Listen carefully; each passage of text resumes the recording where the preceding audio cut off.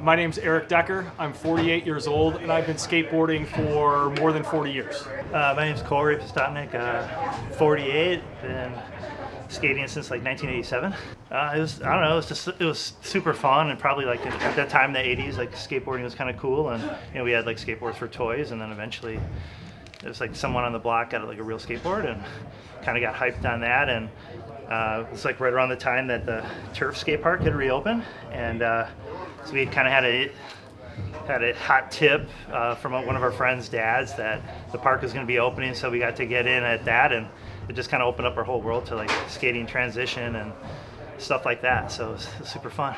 There was a cool kid down the street. His name was Justin. He had a little yellow banana board that he sold me for like $5 or something like that. And I was like 5 or 6 years old. And that was before I learned how to ride a bike. And just rolling down the little hill that I lived on was hooked from that. And fast forward a few years, just before the turf opened, one of my buddies got a Jeff Kendall skateboard, and I was real hyped on that, and jump ramps, and then a little bit of the turf later, and it was hook, line, sinker, away we go.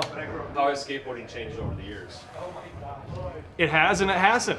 It's way fucking crazier. So way more apologetic to like old kooks like us, like that can still go out and give it, and it's fun. It's like there's something for everybody, and it's kind of rad, being at a point in your life where you can like afford good gear, and like just it's fun. It's like being a kid. Like that element hasn't really changed, and like I don't know how it was for you, but like I got away from it for like a long time, and then through like just other subculture stuff, cars and music and everything else, like the flying Urbaniak brothers, Jerome and Carl, they kind of got me back into it after being off the board for a really long time, and it was like, making a deal at the crossroads. Jerome was like, "Hey, I got something for you." I'm like, "What's this?"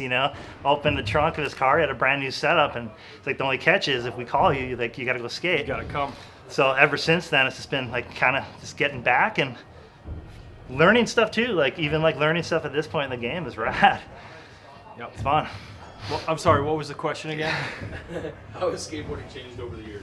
It has and it hasn't. I mean, it's still just the same little wooden toy that we had when we were kids, or a plastic toy first, and then it was a wooden toy.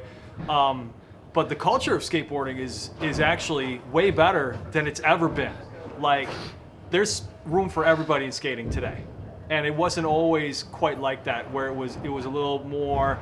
I don't know, jockish wasn't quite the word, but very cliquey. And today it's just a way more open community where, again, you got everybody in skating today, and that's fucking sweet, because you could go to a skate park like Cream City here or anywhere, and you're gonna meet all kinds of fucking weird, wild kids, old dudes, women, children, everything in between, and that's real fun.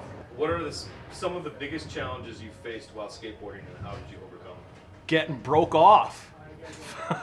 So I'm 48 years old, and I've been in the hospital multiple times. I've been under the knife multiple times, all for the glory or the dedication to the action in the game. And every time if you feel the fire that burns, you come back to it. That's the biggest challenge. Knock on wood for like no serious injuries, but yeah, just getting motivated and kind of getting over the hunch of like, well, like I haven't done this in like 25 years or whatever, and then getting back to it, and you're like, oh yeah, still got it, like it just takes a little longer, and being patient with yourself to like, get back some of that stuff. And like I said, it's cool is like, like learning new things, like even at this point in the game is pretty cool, and it's like, life's short, so it's like, all right, like I don't know how much longer we'll be able to go, but forever. Keep on rocking for now, and it's like, yeah, just trying to stay healthy, like as long as we can walk.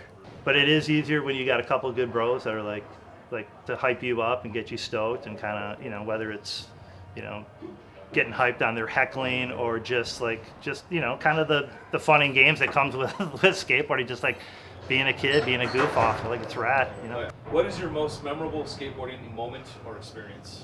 I think just experiences, like just like as a kid, like going on like family road trips and like having the gear in the car, and then like you'd go to some place, and I mean kind of underground then. Like you had like the skate magazines or whatever, and that was it. And like, you know, you get into a town or wherever you were, and like, you know, hey dad, like take me to this address. There's a skate park there, and like you just go and drop you off, and like you're like 12, 13 years old, and like, and you're hooking up with locals, and you're like other kids and other peers, and you're hanging out, and like, hey dad, can I go like stay at these? But like, no, like we're on a road trip halfway across the country. Like you're not just hanging out with some strangers, but like that was the kind of thing like you could see, and like you'd go to places and you would kind of, it was kind of underground. Like you'd kind of hook up with people, and you all kind of had the same sort of backstory or whatever. And so like that was it. Just I remember like skating like great parks like Reading, Pennsylvania, and like Thrasherland out in like Arizona, just like places, some weird places in Nebraska, like just places that we went like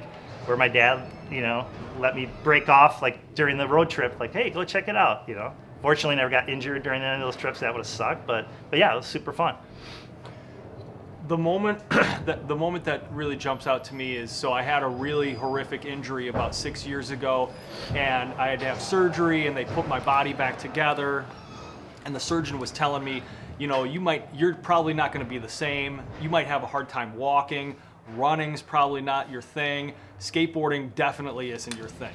So I did that whole shit, and I spent the 3 months on my butt, not walking. I did the physical therapy, and the same day that the doctor told me that I could start walking without my crutches, it was a beautiful January day, and the snow had melted out enough, and the driveway was clear, and the street in front of the house was clear. And this is at my old house where I had a nice steep driveway. And I just went out and I grabbed my skateboard out of the back of my car, and I rolled down the driveway, and I rolled down the street, and my leg was screaming in pain, but I was clacking those little ollies over the manhole cover. And the moment of realizing that the stoke was there, it was back, and I wasn't gonna fucking quit, that was one of those like top moments in skating where you just, there's nobody else around. My wife and kids were gone. My wife was at work. If anybody else was there, they would have told me to stop doing it. But the feeling that, you know, it's that thing, that special thing is there, and you can have it, and nobody's gonna take it away from you. That was fucking What rad. was that? Was that Ralph Malph on Happy Days? Like, I still got it. I still got it, baby. Like, yeah, you do. Until you don't, so enjoy it while you can. That's you know? right. That's awesome, dude. Thank you guys. That's it. That's it? Cheers. Okay, Awesome. easy.